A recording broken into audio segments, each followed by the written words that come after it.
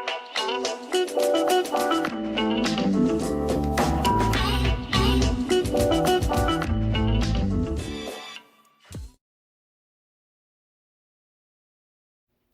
everybody, this is Tracy here with another edition of A View from Tracy's Point, and we are here with our recap of Power Book 2, Ghost, Season 1, Episode 6, and this episode was titled Good versus Evil. And so if you've been following this new series in the Book of Power, you know that they have been on hiatus for about a month, I believe, and so now they're back with the second half of the season.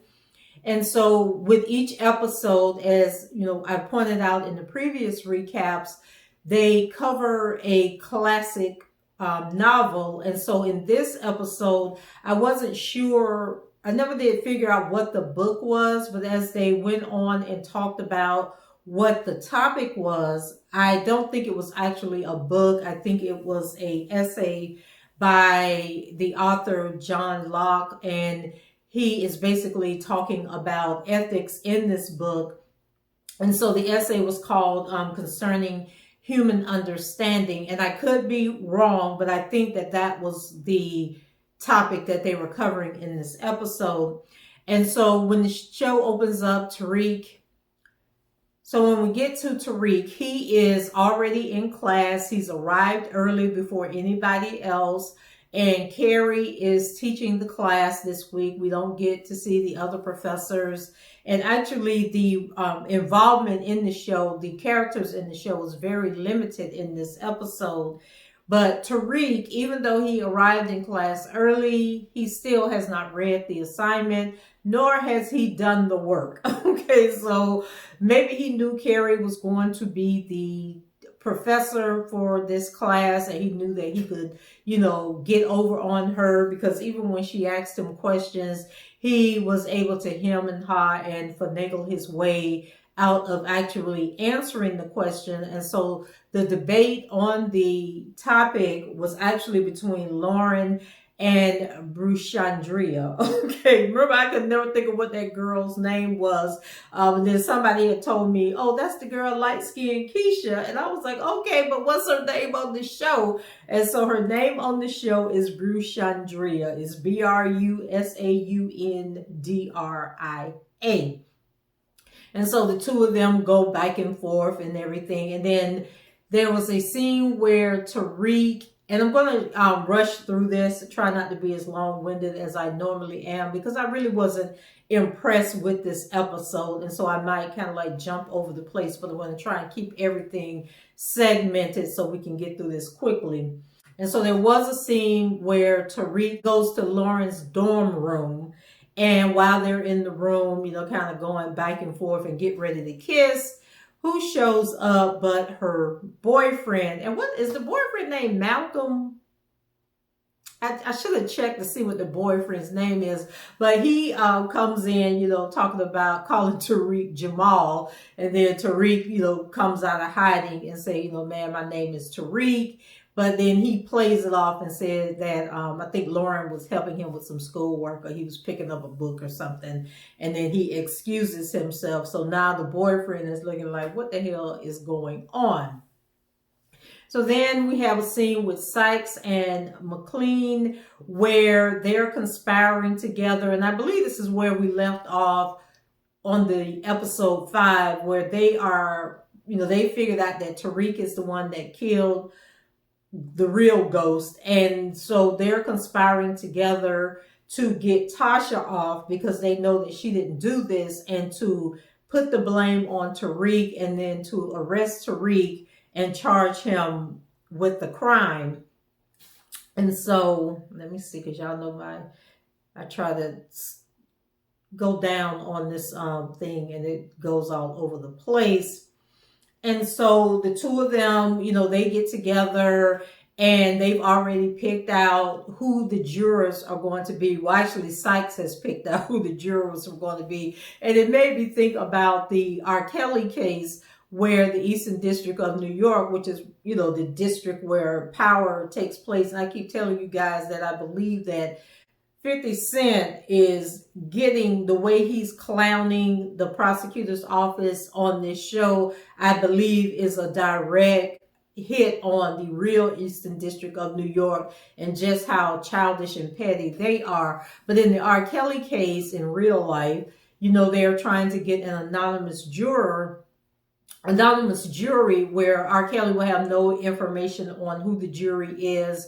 And then his attorneys will, you know, they'll know who the people are, but they won't have any identifying information on who the jurors are. So basically, the prosecution can put anybody on that jury. It could be somebody that's like a sex abuse counselor. It could be someone who has actually been assaulted before. It could be like in the Weinstein case, where they had someone who was actually writing a book about, you know, the Me Too movement and what's going on. And so I thought about that when Sykes came in and he had this poster board of all these people that he had already selected that is going to be on this jury, and he just needed McLean to go along with it.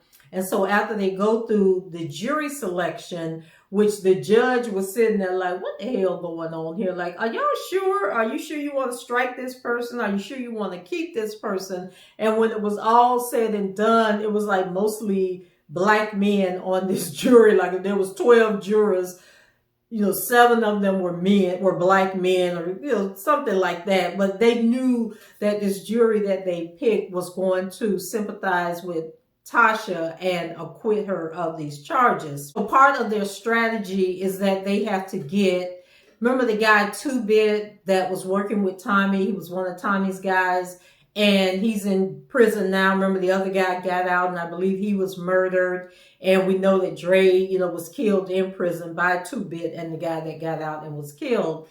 And so they go to talk to him and, you know, promise him immunity if he comes and testifies and implicates Tommy and Tariq into this crime.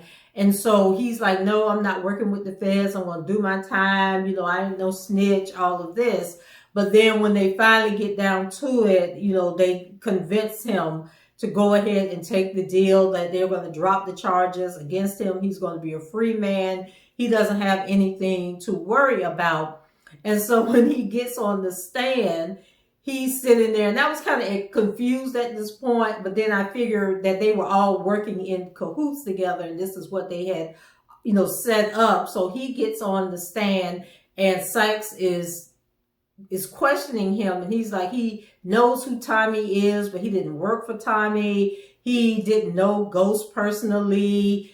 He didn't know Tasha, but then he says that he does know Tariq. And so he basically sets Tariq up in the case. And then I think Blanca Rodriguez is also in on this whole plot that they have going on. And so Sykes had gotten the guy who is over the, was it Steve Knox, the one that's over the DNC, so had him call in a favor to drop the state level charges against 2-Bit. And so now, so Sykes was looking like he couldn't believe that 2-Bit was acting this way. But then I was like, but I thought you and Sykes were, I mean, I thought you and McLean was in on this together. And so now the Knox guy is sitting in the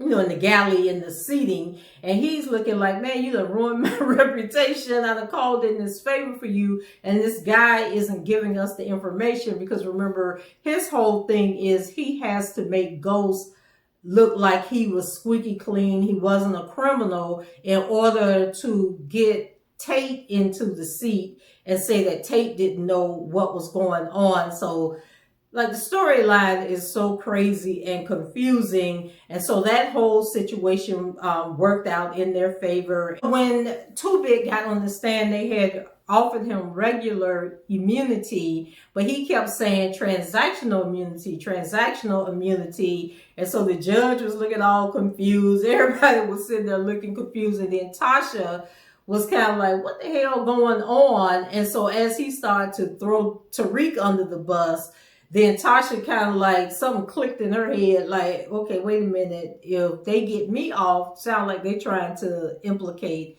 Tariq. And so basically what transactional immunity means is that all you have to do is show up and answer the questions. You don't have to give the narrative that you told the prosecutors when you were negotiating this deal for immunity. And so he basically got over on them. I was so confused, y'all. Like, if that was the plan or if McClain set Sykes up. So they did kind of have me with that. And so, like I say, he ended up getting out. And so when Tasha went back to the jail, she calls Tariq. And, so she's like telling Tariq about, she's like real confused as to what's going on. But then Tariq is like, convinced her that everything was going to work out, that everything was going to be okay. But I think Tasha is understanding that this is all a setup. And then I was also surprised that Tariq wasn't in court. But I guess he had class. That's why he was in class early. So I thought that was odd that he wasn't in the courtroom. So what else did we have? So then we move over to them crazy Tejada people. Like, this whole scene was so crazy. But anyway, so Kane thinks that Tariq has slept with Diana. Like, they've done knocked boots. So he decides to go to Stansfield to confront Tariq, about messing with his sister. So when he gets there, Tariq isn't there. So Braden is there, and Braden's brother Trace is there. And so Braden came in because, if you guys remember, Trace stole the drugs out of the mantle on the fireplace. And so Braden confronts him and tells him he needs those drugs back, that, he's going to get him in a lot of trouble. So Kane comes in and he's like not understanding what's going on. And then Braden is running his mouth and basically, called Kane by his name. He was talking to Kane like he knew that they were partners, that they were in business together. And Kane is like, dude, are you tripping? And so, Trace don't know what's going on. And he's talking smack, like, do you know who I am? And all of this stuff. So then Kane comes up with this great idea that he's going to take Braden and Trace and put them on the corner, I guess, to prove their loyalty, and so that he could get this money that's owed to them for these drugs. And it was so bizarre. So he puts Trace out first, and so Trace is all confused, his face all beat up, because him and Kane had gotten into it, and Kane had punched him a couple of times. Oh, and before they left out of the dorm to go down in the hood to sell these drugs, remember when Tariq told Trace to knock over the pieces on the chessboard to signify that he was in trouble? So Trace did do that. He knocked the pieces over, like all the pieces, to let him know that he was really, really in danger. So anyway, they out there in the hood. He put Trace out. Trace trying to use the phone to call for help. He ain't used to being in this part of town. He's scared half to death. And so, actually, it wasn't, I take that back, it wasn't Kane that beat Trace up. Trace got beat up later on. So anyway, he takes Braden further down to another block and puts him out. So Braden, he think he all New Jack City. So he goes over to these guys. He gets them high, negotiates a deal to buy all the drugs off of him. And so he went okay. He gets back in the car with Kane. So when they go back to check on Trace has been confronted by these guys. They're trying to steal the drugs. They end up beating Trace up. That's how his face got all beat up. So then they eventually go get Trace, get the guys off of him. I think the police, then they were all in the car together. The policemen show up, the one that's working for the Tejada family. And so he's basically telling Kane, you're a loose cannon. What are you doing? Why you got the white kids in the car? Blah, blah, blah. Kane talking trash. So then the police officer tells him, this is the last time I'm going to save your butt. Like, I work for your dad. You work for your dad. I'm here to protect you and make sure nothing happens to you. But you on your own right now. Like, you losing your mind. And so he walks off. And so they end up back at the house with Monet. So then we have a scene where Monet, and this was earlier in the show, remember I told you guys I'm not going to go in sequential order because I want to get through this real quick. So there was a scene earlier in the show with Monet where she had Drew and Diana. Like, I guess she was putting them on punishment. So she takes them to the count house and they go to the house. And so she tells Diana to count the money and band it up. And for Drew to do something with the drugs, I guess put the drugs in the pipes or try to count the pills or something. So she takes their phones, but she doesn't take the phones with her. She lays them on the shelf, I guess, to test them to see if they're going to mess with the phone. So she leaves out with the guy who's over the house. And so then the phone starts buzzing. And Diana is telling Drew, like, don't touch that phone. Don't get up and go over there and mess with that phone. Like, she's testing us.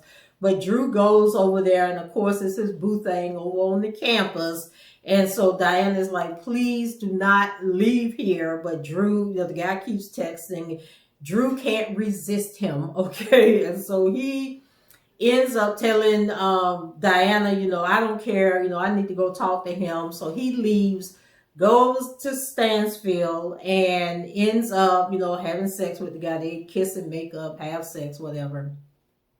So then Monet comes in and realizes that Drew has left. So she's yelling at Diana. And Diana's like, it's not my fault. I told him not to leave. So she says, but to make things better, I'll go to Stansfield, get him, plus find out how Tariq is moving this product. Because remember, that was the whole deal, that Monet was trying to find out how was Tariq making all this money, selling all these drugs.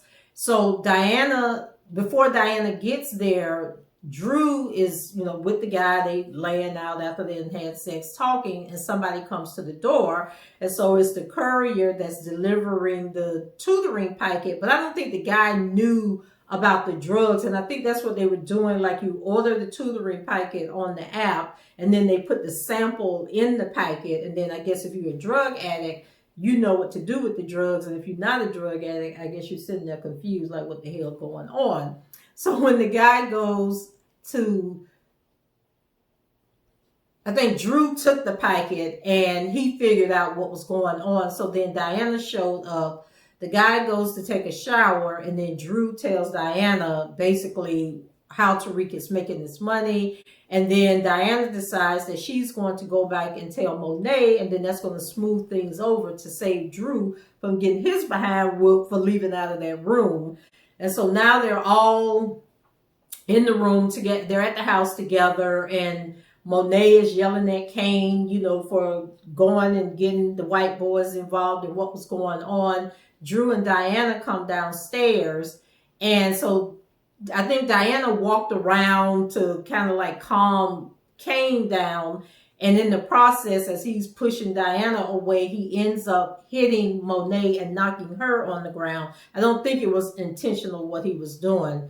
So, child, y'all know that's about to be a mess, right? So then he leaves and goes to the prison to see the father. Now, this whole father thing, because I'm trying to figure out how he had the MCC, if he has already been sentenced. And then we learn that he has been in prison for 10 years. And we all know that in federal prison, you don't serve your time locally. As a matter of fact, you don't even serve your whole sentence at the same prison. They move them around like every 3 to 4 years, or might be 4 to 6 years now. But they move these people all over the country. So this Tejada guy, I guess, is supposed to be so powerful that he is serving his federal sentence locally in a local jail and got all these accommodations. So Kane goes to visit him, and so he's explaining to him what happened with Monet, and the father is telling him, that Monet is in charge, she's running things, that he's got to calm down and do what Monet says, blah, blah, blah. So then Kane gets ready to leave, and then they had like this emotional embrace. And so I'm thinking, like, Lord, I know they ain't getting ready to kill Kane, because Kane is going to be the one that saved this show. Because so far, all these other storylines ain't working for me. So Kane is going to have to do something dramatic to save this show, or this show is just going to be a flop. So I'm thinking something's going to happen to Kane, but I don't necessarily think that they're going to kill Kane. So The father pretends like he's going back to his cell, and then Kane is leaving out of this little waiting room. But when he gets into the hallway, there's like several other corrections officers there. They end up beating him up. Lorenzo is looking, through the security camera at them beating him up, and then he goes back in to where they have him. He's on the ground all bloody, and then he kneels down and basically tells Kane, don't you ever touch my wife again or ever hit my wife again. And I still don't believe that Kane is Lorenzo's son for some reason. But anyway, so that was that. And let me see what else happened on this show.